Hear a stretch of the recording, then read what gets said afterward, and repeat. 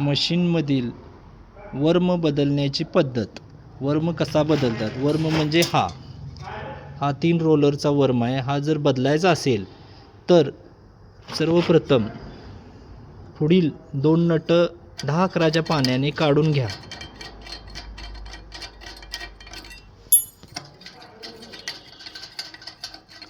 चाक काढलं नाही तरी चालेल, चाक काढलं तरी चालतंय किंवा चाक आहे तसं ठेवलं तरी चालेल.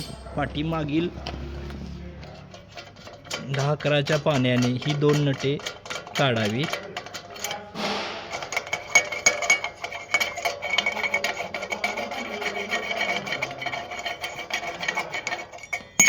त्यामधील जो 20-22चा जो नट आहे हा नट खोलायचा.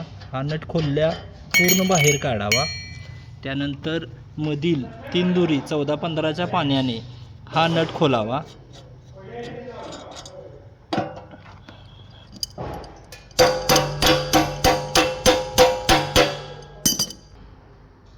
हा मधील नट 14-15च्या पाण्याने बाहेर काढावा. नंतर हा शाफ्ट हळूहळू पुढे ओढावा. हा पूर्ण बाहेर ओढलेला शाफ्ट बाजूला ठेवावा. नंतर वर्म उचलून बाजूला ठेवून दुसरा वर्म घालावा किंवा पलटी करायचा असेल तर हा फिरवावा.